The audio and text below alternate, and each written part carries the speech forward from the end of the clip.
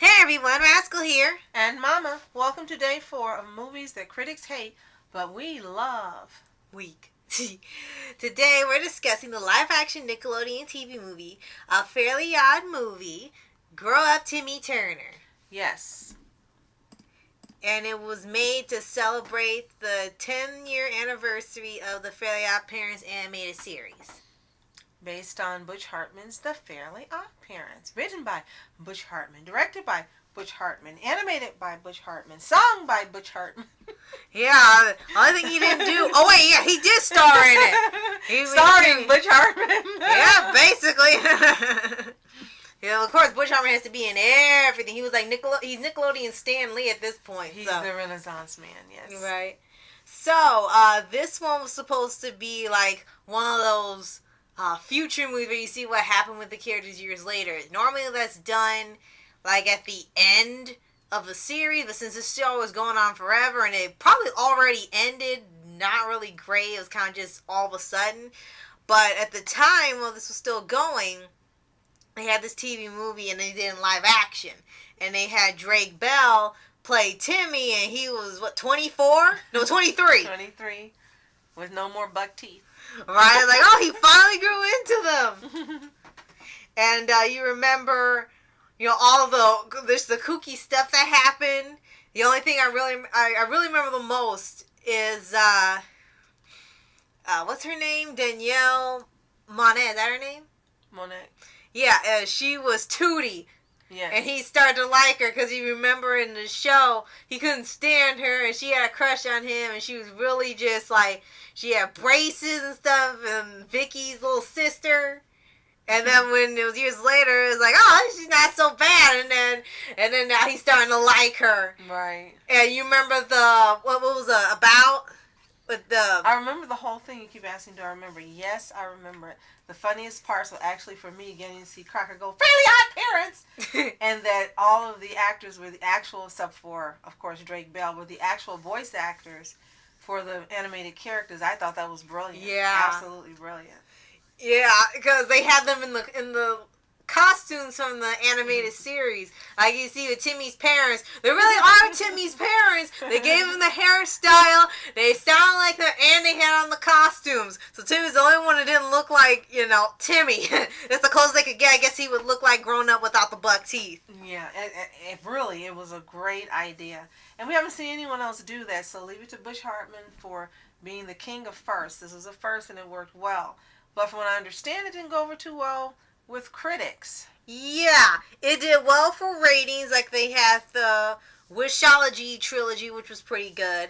They did this. Now they didn't really talk that much about it. Even though it promoted like a big TV event, not that many people talk about it or really anything. But Butch Hartman already had planned out 2 more sequels, Fairly Odd Christmas, and the third one, Fairly Odd Summer.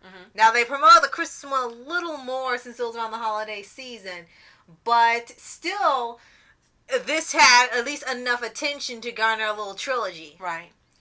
So, it was really fun, and it was great seeing the actual voice actors. So, we got to see everyone, how they, really look. Some we knew the names, but we'd never seen the people, so we actually got to see them live and in person. Right. And it was fun. It kept that lightheartedness and that fun vibe that the animated series has, which is really difficult to do when you think about it. You've got all these humans acting out these animated parts. You had the sound effects, you had the music, you had everything. And again, I thought it was a brilliant and fun move. Right. And the only 2 actors who were different was the one playing Vicky, Icky Vicky, and Jorgen von Strangle. They were a little different because it was a partially Canadian production, so they had a lot of Canadian actors in here, plus the ones they had from Nickelodeon that were allowed to work on it. Right. But I know for you, the best part was Crocker. Yes, it was. Fairly Odd Parents. And he was able to do all the weird moves in live action. I know he couldn't stretch his arms and all that, but still he jumped up and did all the crazy expressions.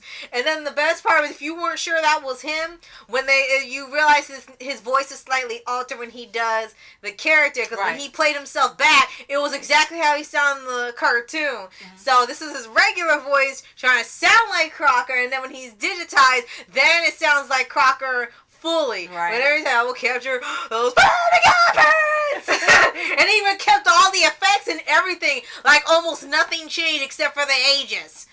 Yes. So hopefully he'll do something like this again.